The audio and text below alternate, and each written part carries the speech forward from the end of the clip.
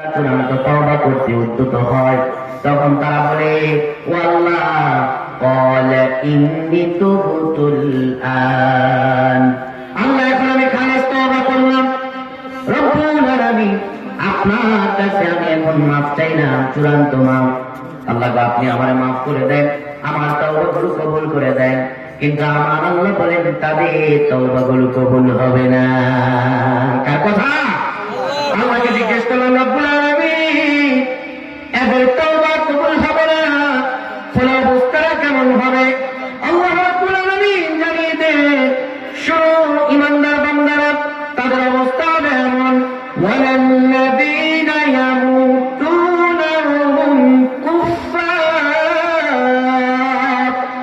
আল্লাহ রব্বুল আলামিন জানিয়ে দেন, শোনো দুনিয়ার মানুষরা, আমি রব আল্লাহ তাআলা বলে দিলাম তাদের অবস্থা এমন হয়ে যাবে, তাদের তওবা কবুল না করার কারণে কাফেররা যেমন করে ঈমান হারা হয়ে মারা যায়, তারাও তেমন কাফেরদের মতো করে মারা যাবে। নাউযুবিল্লাহ। তাহলে জেনে বুঝে পাপ করা যাবে এবং তাওবা আজ থেকেই করা লাগবে, কাল থেকে নয়। বান্দা যদি আল্লাহর কাছে তওবা করে অনুশোচনা অন্তরে আল্লাহর কাছে দুটা চোখের পানিগুলো ছেড়ে দেয়, আমার রব আল্লাহ তাআলা বলে বান্দা আমার কাছে চাইতে দেরি হয়, আমি বান্দার চাওয়াকে কবুল করতে দেরি করি না। সুবহানাল্লাহ।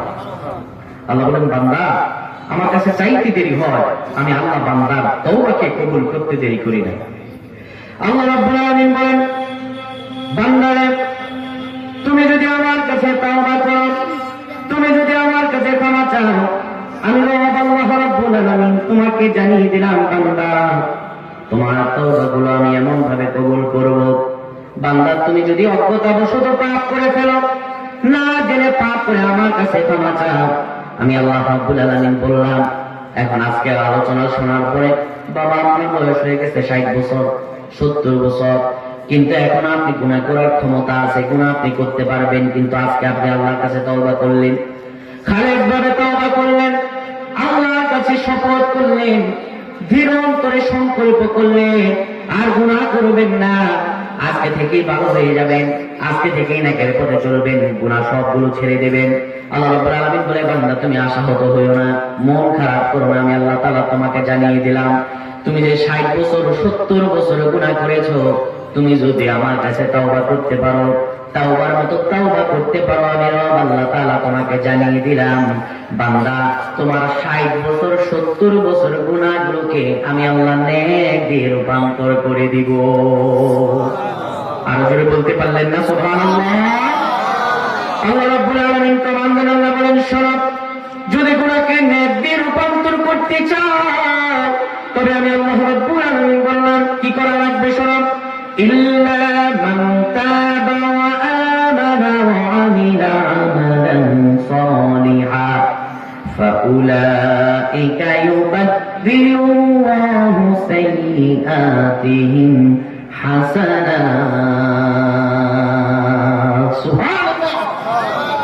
আল্লাহ রাব্বুল আলামিন বলেন ইল্লা মান তাবা, অতএব যে তওবা করলো, ওয়া আমানা এবং ঈমানকে নবায়ন করলো, এতদিন গুনাহ করেছে, শিরক যুক্ত ঈমান ছিল, শিরকে ত্যাগ করে দিল, ঈমানের মাঝে ভেজাল ছিল, ভেজালকে ত্যাগ করে দিল, ঈমানকে পরিচ্ছন্ন করলো, কোন মাজার আজারে মাথা ঠেকালো না, কোন বাবার দরবারে গেল না, কোন ভণ্ড পীর প্রতারকের হাত তারা ধরল না, ঈমানকে শক্তপোক্ত করলো, কোরআন এবং সহিহ হাদিসের উপরে ঈমান আনলো। শোনো, 2 নাম্বার কাজ হলো ওয়া আমিলা আমালান সালিহা, আমলে সালেহ করলো, আমি আল্লাহ রাব্বুল আলামিন জানিয়ে দিলাম শোনো, ফাউলাইকা ইউবাদদিলুল্লাহু সাইয়্যাতিহিম হাসানাত। আমি আল্লাহ রাব্বুল আলামিন জানিয়ে দিলাম তোমার 60 বছর 70 বছরের সব গুনাহগুলোকে আমি আল্লাহ উল্টায় নেক বানায় দিব। সুবহানাল্লাহ। এরপর আল্লাহ রাব্বুল আলামিন তার পরিচয় দেন, আল্লাহ বলেন ওয়া কানাল্লাহু গফুরার রহিমা। বান্দা তুমি তো জানো না তোমার রব আল্লাহ তাআলা হলেন গফুর, তোমার আল্লাহ ক্ষমাশীল, তোমার আল্লাহ দয়ালু। বান্দারে আল্লাহর কাছে যদি কেউ এই অন্তরে আল্লাহর কাছে ক্ষমা প্রার্থনা করে, রব্বুল আলামিন আমার ভুল হয়ে গেছে, আমি গুনাহ করে ফেলেছি, আল্লাহ আপনি আমার ক্ষমা, আল্লাহ আপনি আমারে ক্ষমা করে দেন না। আল্লাহর কাছে কেউ যদি অনুশোচনা ভয়ে অন্তরে আল্লাহর কাছে চাইতে পারে, আমার রব আল্লাহ তাআলা জানিয়ে দেন, বান্দা আমার কাছে চাইতে দেরি হবে, আমি রব আল্লাহ তোমাকে দিতে দেরি করব না। সুবহানাল্লাহ। আল্লাহ তিনি বলেন দয়ালু। আল্লাহ কি ভাই? দয়ালু। আমার আল্লাহ ক্ষমা করলেই হলা, আপনি যতই পাপ করেন না কেন, আজকে আল্লাহর কাছে তওবা করেন, আমার আল্লাহ মাফ করে দিবেন। এই পৃথিবীতে আল্লাহ রাব্বুল আলামিন যখন মানুষ সৃষ্টি করেন, ভালোবাসাকে আল্লাহ রাব্বুল আলামিন 100 ভাগ করেন। কয় ভাগ? 100 ভাগ। এই 100 ভাগ করার পরে 99 ভাগ ভালোবাসা আল্লাহ রাব্বুল আলামিন নিজের কাছে রেখে দেন, এবং 1 ভাগ পৃথিবীর শুরু লগ্ন থেকে শুরু করে কিয়ামত পর্যন্ত যত মানুষ, জিন, পশু, পাখি যারাই আসবে তাদের মাঝে 1 ভাগ ভালোবাসা আল্লাহ রাব্বুল আলামিন দিয়ে দিয়েছেন। এই 1 ভাগ ভালোবাসা পৃথিবীতে দেওয়ার পরে অবস্থা কেমন হয়েছে? স্বামী মারা গেলে স্ত্রী ও স্বামীর ব্যথা বেদনায় কাতর হয়ে মারা যায়, ঠিক কিনা? এই 1 ভাগ ভালোবাসা দেওয়ার কারণে কি হয়েছে নিজের দিকে তাকিয়ে দেখেন। মা সন্তানকে গর্ভে ধারণ করে এবং গর্ভ থেকে সন্তান জন্মদান করে। ওই সন্তান জন্মদান করতে গিয়ে বিজ্ঞান বলে, স্বাস্থ্য বিজ্ঞান বলে, একটা মা যখন সন্তানকে জন্মগ্রহণ করার অবস্থাটা কেমন হয়, শরীরের 22টি হাত একত্রে যদি ভেঙে দেওয়া হয়, যত ব্যথা অনুভূত হবে একজন মা সন্তান জন্ম দিতে গিয়ে তত ব্যথা অনুভূত হয়।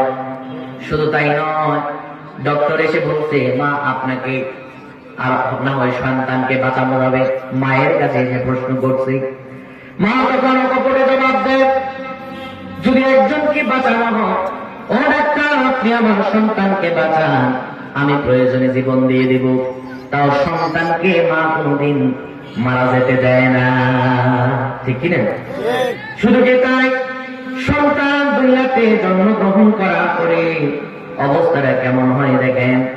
সন্তান জন্মগ্রহণ করার পরে মা সন্তানকে ডান কাঁধে শোয়, শীতের রজনী, শীতের রাত, ডান কাঁধে শোয়ার পরে সন্তান কথা বলতে পারে না, বয়স হচ্ছে 6 থেকে 7 মাস। কান্না ছাড়া তার মনে কোনো ভাষা নাই, শুধু কান্না করে আগুনাদারি করে, কথা যেহেতু বলতে পারে না, রাতের গভীর হয়ে গেছে, প্রস্রাব করে দিছে। মা সন্তান যেহেতু ছোট, মায়ের ঘুম বারবার ভেঙে যায়। মা ডান দিকে হাত দিয়ে দিয়ে দেখেছে ডান দিকটা ভেজে গেছে, ডান দিক ভেজা ভেজা মনে হয়। মা সঙ্গে সঙ্গে ডান দিক হাত দেওয়ার সঙ্গে সঙ্গে ঘুম ভেঙে গেছে, মা সন্তানকে ডান দিকে শোয়ায় না। মা ভাবে আমার কলিজার টুকরা সন্তান এই জায়গায় প্রস্রাব করে দিয়েছে, ঠান্ডা জায়গায় থাকলে পরে আমার কলিজার টুকরা সন্তানের ঠান্ডা লেগে যাবে, ফলে মা সন্তানকে ডান থেকে বাম কাঁধে শোয়ায়। এবার বাম দিকে যখন শোয়ায়, সন্তান ছোট্ট মানুষ আবার প্রস্রাব করে দিয়েছে, বলতে পারে নাই, প্রস্রাব করার দরুন বাম দিকেও ভেজে গেছে। মা একটু টের পাওয়ার পরে বাম দিকে দেখে ভেজে গেছে, মা সন্তানকে আর বাম দিকে শোয়ায় না। মা দেখে ডান দিকেও ভেজা, বাম দিকেও ভেজা, মা নিজে ভেজা জায়গার মধ্যে শোয় আর সন্তানকে বুকের মধ্যে শোয়ায়, ঠিক না? এই তো ভালোবাসা আল্লাহ তাআলা দিলেন, এটাই তো ভালোবাসার নমুনা। শুধু কি তাই, আল্লাহ তাআলা প্রাণী কুলের মধ্যে কেমন ভালোবাসা দিলেন আপনারা লক্ষ্য করে দেখবেন। একটা মুরগির যখন 7 থেকে 8টা বাচ্চা নতুন করে ফুটে, মা মুরগিটা ছোট্ট বাচ্চাগুলো নিয়ে রাস্তায় যখন হাঁটে, কেউ যদি মা মুরগিকে একটু রাস্তার মাঝে আটকায়, মা মুরগি কিছু বলে না, কিন্তু সন্তানকে যখন কেউ ধরতে যায়, মা মুরগির সঙ্গে সঙ্গে তেড়ে আসে, এমন দৃশ্য দেখেন নাই? শুধু তাই নয়, আকাশে চিল উঠতেছে, ছোট্ট বাচ্চাগুলোকে চিলের খাবার থেকে বাঁচাতে হবে। মা মুরগিটা দেখতেছে চিলটা এখন বাচ্চাগুলোকে থাবা মেরে নিয়ে যাবে, মা সঙ্গে সঙ্গে নিজের ডানাগুলোকে উঁচা করে সন্তানগুলোকে ডানার ভেতর নিয়ে জাপটে ধরে থাকে। ওই চিল তার গতিতে নিচের দিকে আসতে থাকে, আস্তে আস্তে মা মুরগির ডানার মাঝে ঠোকরে দিয়ে পশমটা বের করে রক্তগুলো বয় করে ফেলে, তা মা মুরগিটা কোনোদিনও এই বাচ্চাগুলোকে ওই চিলের মুখে ছেড়ে দেয় না। এই ভালোবাসা কে দিলেন? ওই আল্লাহ তাআলা বলছেন, বান্দারে দুনিয়াতে যত ভালোবাসা তোমরা দেখতে পাও, এই ভালোবাসাগুলো হলো 99 ভাগের 1 ভাগ ভালোবাসা। এই 1 ভাগ ভালোবাসার কারণে মানুষ জীবন দেয়। আর আমার আল্লাহ বলেন, আমার কাছে তো আছে 99 ভাগ ভালোবাসা। বান্দা যখন বুঝতে পারে আমি গুনাহ করে ফেলেছি, নিজের উপর জুলুম করে ফেলেছি, আল্লাহ রাব্বুল আলামিন বলে বান্দা যদি তখন আমার কাছে মাফ চায়, আমার কাছে দয়া চায়, আমি আল্লাহ তাআলা বান্দাকে ক্ষমা করে দেই। আল্লাহ তাআলা বলেন, ওয়া হুয়াল্লাযী ইয়াকবালু তাওবাতা আন ইবাদিহি ওয়া ইয়াগফু আনিস সাইয়্যাত।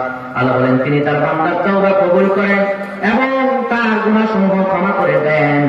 তার যত গুনাহ আছে আল্লাহ রাব্বুল আলামিন ক্ষমা করে দেন। শুধু তাই নয়, আল্লাহ রাব্বুল আলামিন সূরা বাকারায় জানিয়ে দেন, আল্লাহ বলেন, ইন্নাল্লাহা ইউহিব্বুত তাওয়াবিন ওয়া ইউহিব্বুল মুতাতাহিরিন। আল্লাহ রাব্বুল আলামিন বলেন, শুধু আল্লাহ রাব্বুল আলামিন ক্ষমা করেন তাই নয়, যারা তাওবা আল্লাহর কাছে যায়, আল্লাহর কাছে মুনাজারি করে নিজের গুনাহের জন্য আল্লাহর কাছে কান্নাকাটি করে, আমার রব আল্লাহ বলেন তাদের সকলকে আমি ভালোবাসি এবং আমি আল্লাহ তাদেরকে ভালোবাসা দিই। সুবহানাল্লাহ।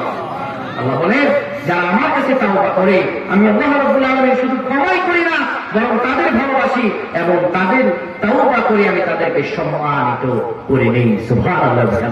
তাহলে গুনাহ করে আশাহত হয়ে যাওয়ার কোনো কারণ আল্লাহ মাফ করবে না। আল্লাহ রাব্বুল আলামিন এই গোটা কোরআনুল কারীমের মাঝে সবচাইতে গুনাহগারদের জন্য আশা জাগনীয় একটা আয়াতে কারিমা নাযিল করেছেন, যে আয়াতটা 39 নম্বর সূরা সূরাতুল জুমার 53 নম্বর আয়াতে আল্লাহ রাব্বুল আলামিন বান্দাদেরকে পরম করুণাময় সুরে বান্দাদেরকে ডেকে ডেকে বলতেছেন। কি বলতেছেন আল্লাহ বলেন? রাব্বুল আলামিন বলেন, قل يا عبادي الذين أسرفوا على أنفسهم لا تقنطوا من رحمة الله। আল্লাহ রাব্বুল আলামিন জানিয়েছেন, হাবিব আপনি বলে দেন আমার বান্দাদেরকে, ইয়া ইবাদি আল্লাযীনা আসরাফু আলা আনফুসিহিম, যারা বারবার গুনাহ করেছো, নিজেকে গুনাহ পরিস্থিতিতে ফেলে গুনাহ করতে করতে কলব কালো বানিয়ে ফেলেছো, গুনাহ করতে করতে গুনাহ পাহাড় সম পরিমাণ করে ফেলেছো। বান্দা আশাহত হয়ে যেও না, মন খারাপ করো না। শোনো, আমি আল্লাহ রাব্বুল আলামিন তোমাদেরকে জানিয়ে দিলাম, তাকুনাতু মির রাহমাতিল্লাহ, বান্দা আল্লাহর রহম থেকে, আল্লাহর দয়া থেকে নিরাশ হয়ে যেও না। সুবহানাল্লাহ। আল্লাহ রাব্বুল আলামিন বলেন, বান্দা তুমি জেনে রাখো, ইন্নাল্লাহা ইয়াগফিরুদ যুনুবা জামিআ, তুমি যদি তাওবার মতো করে তাওবা করতে পারো, আল্লাহর কাছে অনুশোচনা হয়ে আল্লাহর কাছে ক্ষমা চাইতে পারো রে বান্দা, আমি আল্লাহ জানিয়ে দিলাম, ইন্নাল্লাহা ইয়াগফিরুদ যুনুবা জামিআ, তোমার বড় পাপ থেকে শুরু করে ছোট্টতর পাপ যত পাপ আছে আমি রব্বুল আলামিন সব পাপগুলোরে ক্ষমা করে দিব। সুবহানাল্লাহ।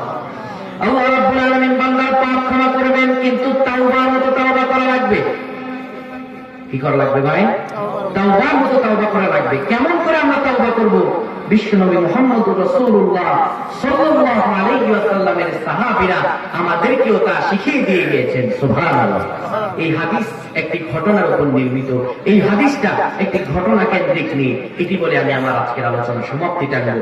আপনারা এইটুকু জায়গা অন্তত মনোযোগ সহকারে শুনবেন। ছোট্ট ভাইরা, তোমরা কিছু সময়ের জন্য একটু কথাবার্তা বন্ধ করে এদিকে একটু মনোযোগ হও। এই হাদিসটি বর্ণনা করেছেন হযরত আলী রাদিয়াল্লাহু তাআলা থেকে বর্ণিত। তিনি বলেন, লাম্মা কাদিমা নবী সাল্লাল্লাহু আলাইহি ওয়াসাল্লাম আল মদিনা আখা বাইনাল আনসার ওয়াল মুহাজিরিন ফিল মদিনা। বিশ্বনবী সাল্লাল্লাহু আলাইহি ওয়াসাল্লাম বলেন, হযরত আলী বলেন, যখন বিশ্বনবী সাল্লাল্লাহু আলাইহি ওয়াসাল্লাম মক্কা মুকাররমা থেকে হিজরত করে মদিনায় আসলেন, মদিনায় আসার পরে সাহাবীদের মাঝে দুইটা ভাগে বিভক্ত হলো। এক ভাগ হলো মুহাজির সাহাবী, যারা হিজরত করে এসেছেন। আরেক ভাগ সাহাবী হলো আনসার সাহাবী, যারা বিশ্বনবী সাল্লাল্লাহু আলাইহি ওয়াসাল্লাম মদিনায় আসার পরে নবীজির হাতে হাত রেখে ইসলাম গ্রহণ করেছেন, তাদেরকে বলা হয় আনসার সাহাবী। এই দুইজন সাহাবীদের মাঝে রাসূলুল্লাহ সাল্লাল্লাহু আলাইহি ওয়াসাল্লাম ভ্রাতৃত্ব বন্ধন করে দিলেন, ঈমানি বন্ধন করে দিলেন। ভাইরা আমার, ঈমানি বন্ধন অর্থাৎ মুসলমানদের ঈমানি বন্ধন রক্তের চাইতে আরো দৃঢ় হয়, ঠিক কিনা? ঈমানি বন্ধন করে দিলেন। তার মধ্যে বাইনা সাঈদ ইবনে আব্দুর রহমান ও সালাবাতুল আনসারী রাদিয়াল্লাহু তাআলা আনহু। রাসূলুল্লাহ সাল্লাল্লাহু আলাইহি ওয়াসাল্লাম তার ওই সাহাবীদের মাঝে সালাবা রাদিয়াল্লাহু তাআলা আনহু এবং সাঈদ ইবনে আব্দুর রহমান, এই দুইজনের মাঝে ভ্রাতৃত্ব বন্ধন করে দিলেন। ভ্রাতৃত্ব বন্ধন করে দেওয়ার পরে এই দুইজন ছিল, সাঈদ ইবনে আব্দুর রহমান ছিলেন প্রভাবশালী ব্যক্তি, তিনি ছিলেন একজন গণী, আর সালাবাতুল আনসারী তিনি ছিলেন একজন গরিব। নবী সাল্লাল্লাহু আলাইহি ওয়াসাল্লাম দুইজনের ভ্রাতৃত্ব বন্ধন করে দিয়ে বললেন, তোমাদেরকে ভাইয়ের বন্ধনে আবদ্ধ করে দিলাম। এদিকে সালাবারও কেউ নাই, আর সাঈদ ইবনে আব্দুর রহমান তোমার জীবিত সম্পদশালী আছে, তুমি আজকে থেকে তোমার ভাইকে দেখে রাখবে। এরপরে সালাবা চলে আসলেন সাঈদ ইবনে আব্দুর রহমানের বাড়িতে। বাড়িতে আসার পরে তিনি কুয়া থেকে পানি তুলে দেন, জঙ্গল থেকে কাঠ কেটে এনে দেন। আল্লাহ রাব্বুল আলামিন কিছুদিন পরে তাবুক যুদ্ধের জন্য তার রাসূলুল্লাহ সাল্লাল্লাহু আলাইহি ওয়াসাল্লামকে আদেশ করলেন। মদিনা মুনাওয়ারা থেকে 750 কিলোমিটার দূরে হলো তাবুক। বিশ্বনবী সাল্লাল্লাহু আলাইহি ওয়াসাল্লাম তাবুক যুদ্ধের জন্য 30,000 সাহাবীকে রেডি করলেন। ওইদিকে রোমান সৈন্য হলো 3 লাখ, কয় লাখ? আর এইদিকে সাহাবী কয় হাজার? এখনই বলে গেছেন ভাই, নিয়ে যাবেন কি? 30,000 সাহাবী কয় হাজার? আর ওইদিকে রোমান সৈন্য কয় লাখ?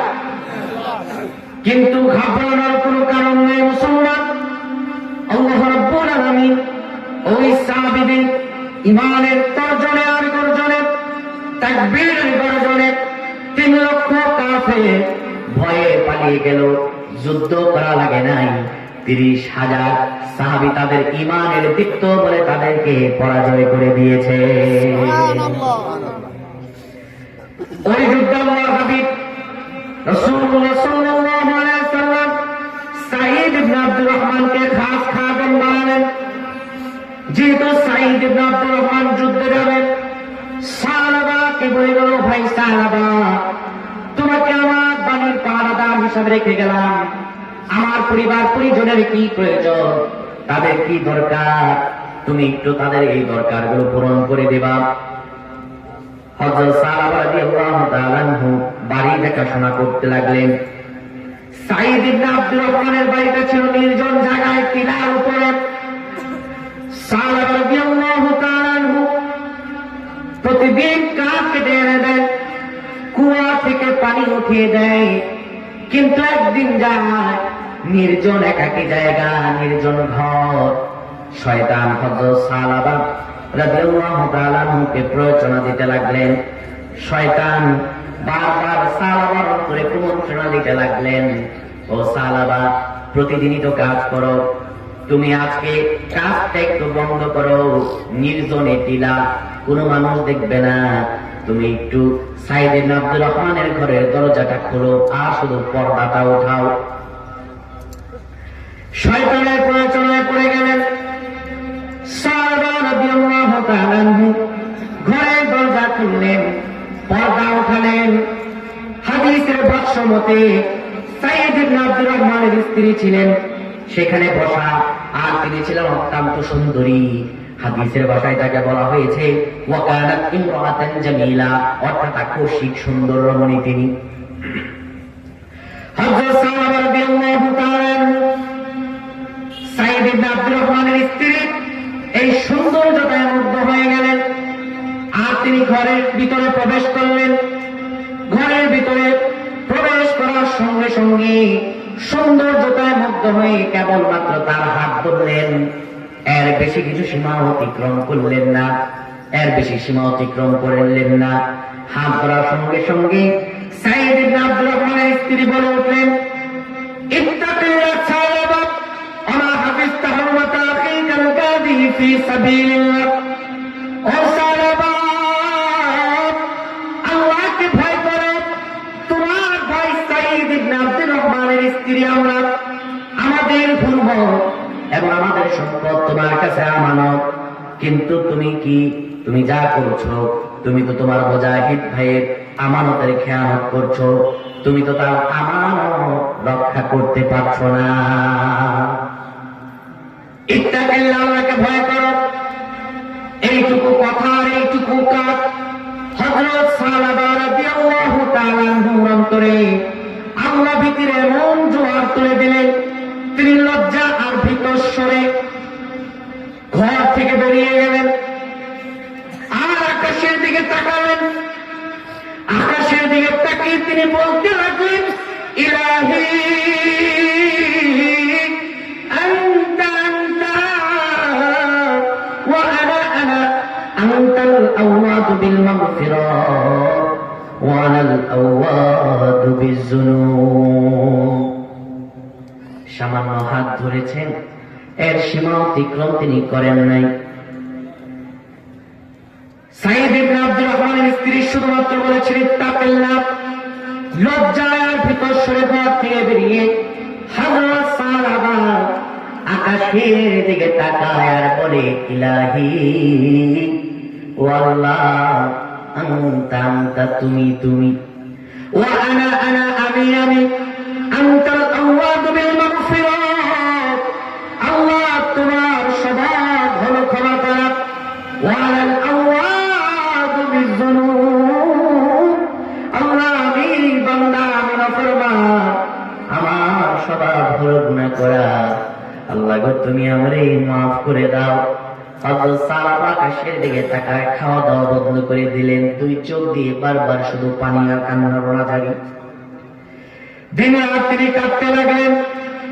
অশান্তির আগুন দাউ দাউ করে তার কলবের মাঝে জ্বলতেছে। তাওবা করেই চললেন। ওইদিকে আল্লাহর হাবিব রাসূলুল্লাহ সাল্লাল্লাহু আলাইহি ওয়াসাল্লাম তাবুক যুদ্ধ করে বিজয় নিয়ে রাসূলুল্লাহ বীরের বেশে ফিরে আসলেন। সাঈদ ইবনে আব্দুর রহমান বাড়িতে গিয়ে মন খারাপ করে উঠলেন। মন খারাপ করে বলে উঠলেন, হে আমার স্ত্রীরা, আমার ভাই সালাবা কই? তাকে তো রেখে দিয়ে গিয়েছিলাম তোমাদেরকে দেখভাল করার জন্য। সে তো আমি আসার আগে এখান থেকে যাওয়ার কথা নয়। হয়তো তোমরা তাকে কষ্ট দিয়েছো, আর কষ্ট পেয়ে সালাবা এখান থেকে চলে গিয়েছে, না হয়তো সে যাওয়ার কথা নয়। হযরত সাঈদ ইবনে আব্দুর রহমানের স্ত্রী বলে উঠলেন, আল্লাহি ইন্নাহু ক্বাদ আলকা বিনাফসিহি ফি বুহুরিল খাতায়া। ও আমার স্বামী, নিশ্চয় আল্লাহর কসম করে বলছি, তাকে আমরা কেউ ঘর থেকে বের করে দেই নাই। সে একটি গুনাহ করে ফেলেছে, আর সে অপরাধের অনুশোচনা হয়ে বাঁচতে বাঁচতে একাই এখান থেকে বেরিয়ে গেছে, আমরা তাকে কেউ বের করে দেই নাই। ওইদিকে সালাবা রাদিয়াল্লাহু তাআলা আনহু খাওয়া দাওয়া বন্ধ করে দিয়ে বাড়িতে চলে গেছেন। কান্না করতেছেন। আর একটা কথাই আকাশের দিকে তাকিয়ে বলেন, ইলাহি আনতা আনতা ওয়া আনা আনা আনতাল আওয়াদু বিল মাগফিরাহ ওয়া আনাল আওয়াদু বিযুনুব। আকাশের দিকে বারবার তাকায় বলে, আল্লাহ তুমি আর আমি। আল্লাহ তোমার স্বভাব হলো ক্ষমা করা, আমি বান্দা, আমার স্বভাব হলো গুনাহ করা। বারবার কান্নাকাটি করতে লাগলেন। তাও আগুনে জ্বলতে মনের মাঝে শান্তি নিয়ে বাড়িতে ফিরে আসলেন। বাড়িতে তার একটা ছোট্ট কন্যা সন্তান ছিল, যার নাম হলো খিনসানা। তিনি বাড়িতে যাওয়ার পরে মেয়েকে ডেকে বললেন, মারে, আমি একটি গুনাহ করে ফেলেছি, তুমি আমাকে লোহার শিকল পরায়া দাও, জিঞ্জির পরায়া দাও, যতক্ষণ পর্যন্ত না আল্লাহর পক্ষ থেকে আমার ক্ষমার ঘোষণা না আসবে, ততক্ষণ পর্যন্ত আমি জিঞ্জির খুলব না। সাহাবীরা ছোট্ট একটা পাপকে কত বড় করে দেখতেন। হযরত সালাবা রাদিয়াল্লাহু তাআলা আনহু লোহার জিঞ্জির পরে সঙ্গে চলে গেলেন আবু বকর রাদিয়াল্লাহু তাআলা আনহুর বাড়িতে গিয়ে বললেন, ইয়া আবু বকর ক্বাবলা মাসতু ইমরাতা ফি আল-গাদি ফি সাবিলিল্লাহ হাল লি মিন তাওবা ইয়া আবু বকর। ও আবু বকর, আমার একজন দিনী ভাই তার বাড়িতে আমাকে রেখে গিয়েছেন, আর তার পরিবারের দেখভাল করার জন্য আমাকে তো রেখে গিয়েছেন, কিন্তু আমি তার পরিবারের দেখভাল করতে গিয়ে আমি একটি গুনাহ করে ফেলেছি। তার স্ত্রী শুধু হাত ধরেছি, সীমা অতিক্রম করি নাই। হাল লি মিন তাওবা ইয়া আবু বকর, আমার কি কোনো তওবা আছে নাকি, আমার কি কোনো ক্ষমা আছে নাকি? এই কথা শোনার সঙ্গে সঙ্গে হযরত আবু বকর রেগে উঠলেন আর বলে উঠলেন, উখরুজ মিন ইনদিক, বের হয়ে যাও এখান থেকে, তোমার চেহারা আমি দেখতে চাই না। সঙ্গে সঙ্গে হযরত সাহাবা রাদিয়াল্লাহু তাআলা আনহু হযরত আবু বকর তাড়িয়ে দেওয়ার পরে তিনি চলে গেলেন হযরত ওমর ফারুকের বাড়িতে। হযরত ওমর ফারুকের বাড়িতে গিয়ে একই কথা বলে উঠলেন, ইয়া ওমর ক্বাবলা মাসতু ইমরাতা ফি আল-গাদি ফি সাবিলিল্লাহ হাল লি মিন তাওবা ইয়া ওমর।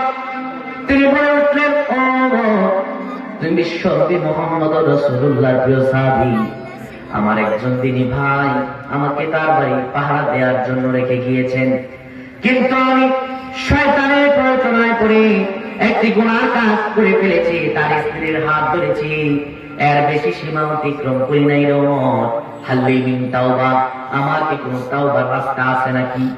হযরত ওমর একই কথা বলে উঠলেন, উখরুজ মিন ইনদিক, বেরিয়ে যা আমার বাড়ি থেকে। হযরত সাহাবা রাদিয়াল্লাহু তাআলা আনহু কোন পথ পেলেন না, তিনি ক্লান্ত বিশ্রান্ত হয়ে সঙ্গে সঙ্গে চলে আসলেন রাসূলুল্লাহ সাল্লাল্লাহু আলাইহি ওয়াসাল্লামের পবিত্র দরওয়াজায় চলে আসলেন। রাসূলুল্লাহ সাল্লাল্লাহু আলাইহি ওয়াসাল্লামের কাছে এসে বিশ্বনবী সাল্লাল্লাহু আলাইহি ওয়াসাল্লাম বিস্ময় চিত্তে তার দিকে তাকালেন আর বলে উঠলেন, সাহাবা, তুমি তো আমার প্রিয় সাহাবী, তোমার এই অবস্থা কেমন? সাহাবা, চেহারাটা শুকিয়ে গেছে, খাওয়া দাওয়া মনে হয় করো না, কান্না আর রোনাজারিতে তোমার অবস্থা তো বড় খারাপ। ও সাহাবা, তোমার অবস্থা তো আমি দেখতে পাচ্ছি, তোমার শরীরে লোহার জিঞ্জির দেখতে পাচ্ছি, লোহার শিকল দেখা যায়। সাহাবা রে, এই দৃশ্য দেখার পরে তুমি তো আমার জাহান্নামীদের কথা মনে করিয়ে দিলে রে সাহাবা। জাহান্নামে যখন জাহান্নামীদেরকে নিয়ে যাওয়া হবে, তাদেরকে শিকল লোহার জিঞ্জির করিয়ে টানতে টানতে নিয়ে যাওয়া হবে। রাসূলুল্লাহ সাল্লাল্লাহু আলাইহি সাল্লাম বলেন, জাহান্নামকে তা ৭০,০০০ শিকল ধরে টেনে কিয়ামতের ময়দানে আনা হবে, এবং এই ৭০,০০০ শিকলে এক একটা শিকলে থাকবে ৭০,০০০ করে ফেরেশতা। সুবহানাল্লাহ। রাসূলুল্লাহ বললেন, ও সাহাবা, তুমি তো আমারে জাহান্নামীদের কথা মনে করিয়ে দিলে। সাহাবা, কেন তুমি এটা পড়েছ? হযরত সাহাবা সঙ্গে সঙ্গে বলে উঠলেন, ইয়া রাসূলুল্লাহ, ইন্নী লামাসতু ইমরাতা আখি আল-গাদি ফি সাবিলিল্লাহ হাল লি মিন তাওবা ইয়া রাসূলুল্লাহ সাল্লাল্লাহু আলাইহি ওয়াসাল্লাম। হযরত সাহাবা বলে উঠলেন, ওগো নবী আমার একজন দিনী ভাই আমাকে তার বাড়িতে রেখে গেছেন পাহারা দেওয়ার জন্য, কিন্তু আমি শয়তানের প্ররোচনায় পড়ে তার ঘরের ভিতর ঢুকেছি, তার স্ত্রী সৌন্দর্যতায় মুগ্ধ হয়ে কেবলমাত্র তার হাত ধরে ফেলেছি, আর সীমা অতিক্রম করি নাই। ইয়া রাসূলুল্লাহ, হাল লি মিন তাওবা, আমার কি কোনো তওবা করার রাস্তা আছে নাকি? বিশ্বনবী সাল্লাল্লাহু আলাইহি ওয়াসাল্লামকে কথা বলার সঙ্গে সঙ্গে আমার নবীজি সাল্লাল্লাহু আলাইহি ওয়াসাল্লামের চেহারাটা নারাজ হয়ে গেল, নবীজির চেহারাটা মলিন হয়ে গেল। আর বিশ্বনবী সাল্লাল্লাহু আলাইহি ওয়াসাল্লাম সাহাবার দিক থেকে মাথাটা তিনি ঘুরিয়ে নিলেন। এই দৃশ্য দেখার পরে সঙ্গে সঙ্গে সাহাবা একটা চিৎকার মারল, চিৎকার, আর বলতে লাগলো আকাশের দিকে তাকিয়ে, ইলাহি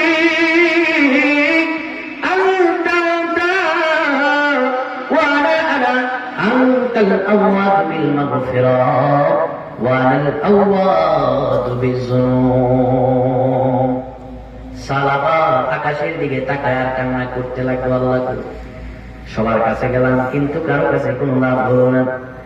ও মাবুদ, তুমি ছাড়া আমাদের আর মাফ করে দিও না, কেউ রইল না। বারবার কান্না করতে লাগলেন আর বলতে লাগলেন, আল্লাহ তুমি তুমি আর আমি মাবুদ তোমার স্বভাব হলো ক্ষমা করা, আর আমি বান্দা গুনাহগার, আমার স্বভাব হলো মাফ করা। আল্লাহ আমার স্বভাব হলো গুনাহ করা, তোমার স্বভাব হলো মাফ করা। লিল্লাহি তাকবীর।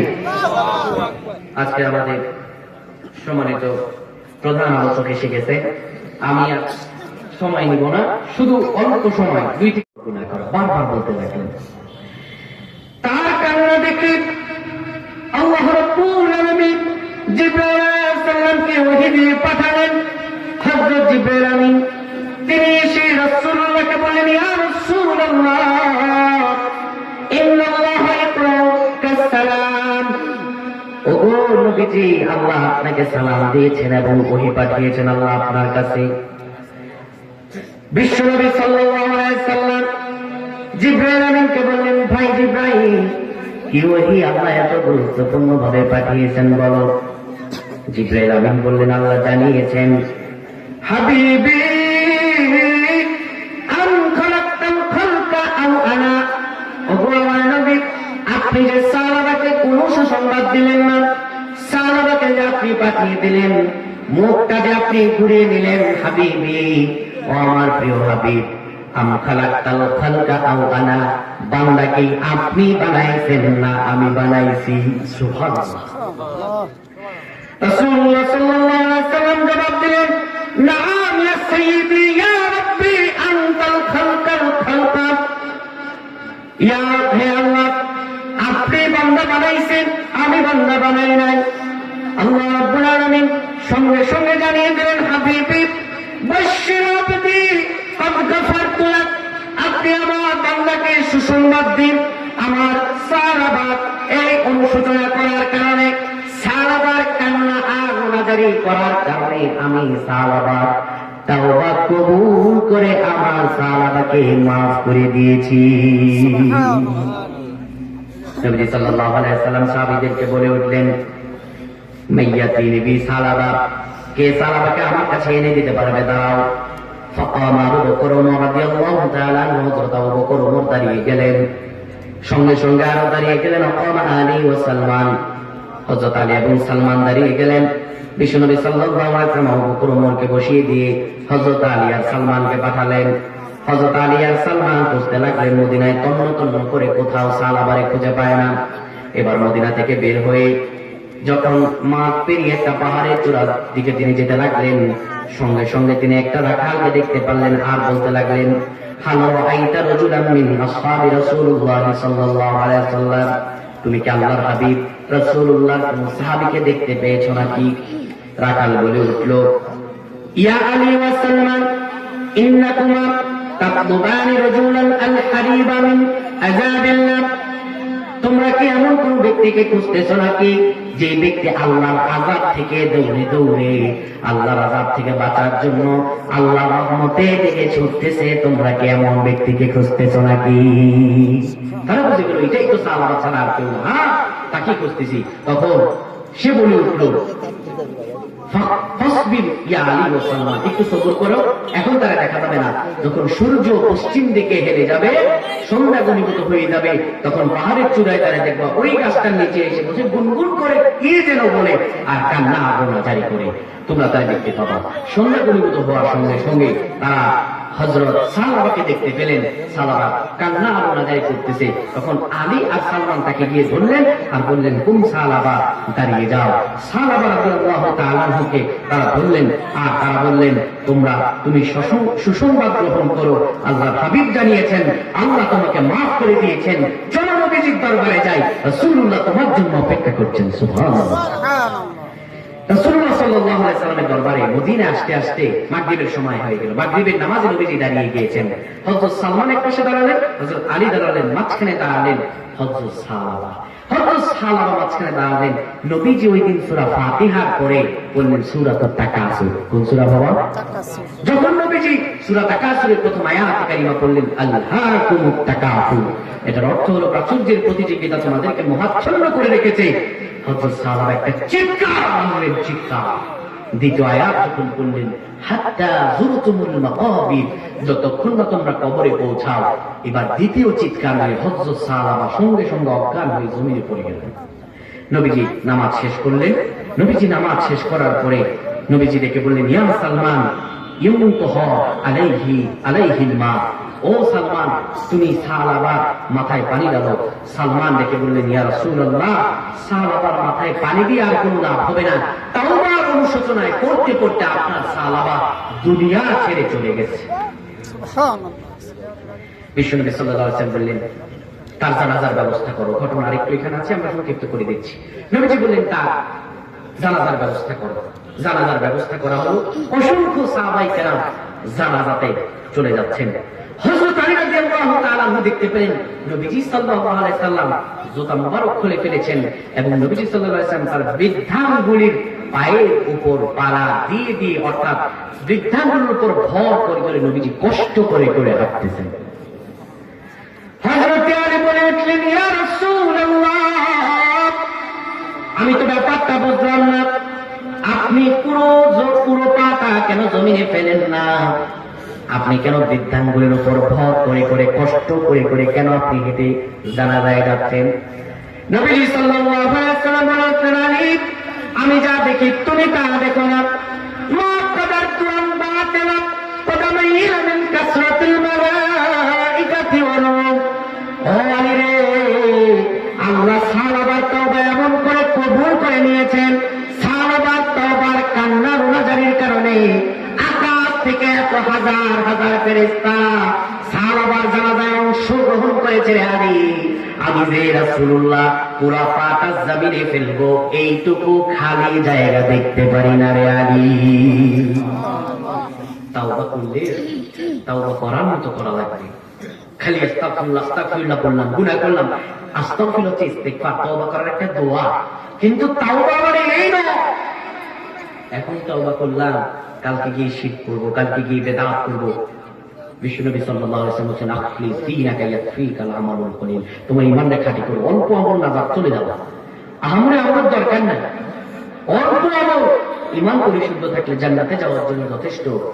আর আল্লাহর কাছে আমরা তাওবা করব, আল্লাহ যেন আমাদের মাফ করেন। বলেন আমিন।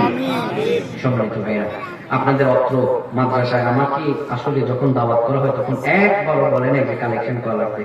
আসলে কালেকশন এটা আমার অভ্যস্ত না, বা আমি এটাতে কোনো পারদর্শী ব্যক্তি না। আপনাদের এখানে কিভাবে কালেকশন করেন? মাঠ কালেকশন করেন? জাস্ট দিবে নাকি আর কিছু না? আচ্ছা ঠিক আছে, তাহলে যে ভাইরা টাকা পয়সা গুলো একটু তুলবেন। বাবা আমরা সবাই চাই এই দ্বীনি কাজে শরীক হয়ে নবীজি সাল্লাল্লাহু আলাইহি ওয়াসাল্লাম শাফায়াত আমরা সবাই চাই না বাবা? বরকতের জন্য আমরা সবাই যতটুকু পারি শরীক হব। আমরা কে কে আল্লাহর রহমত পেতে চাই? হাত উঠান তো দেখি। ও হাত উঠাই তো গিফট করবেন, ভালো করে হাত উঠান। হাত উঠাইছেন? আমরা সবাই আল্লাহর রহমত ও বরকত পেতে চাই। তাহলে সোজা এবার পকেটে হাত দিয়ে দেবেন, সবাই পকেটে হাত দিয়ে দেন। ভাইরা তোমরা উঠে যাও, কেউ বাদ যাবেন না। অল্প পারেন আর বেশি পারেন, যতটুকু পারেন আপনারা সবাই শরীক হন এই দ্বীনি কাজে। আপনাদের এই মাদ্রাসা এখানে আছে। আজকে আমাদের শাইখ এসেছেন প্রফেসর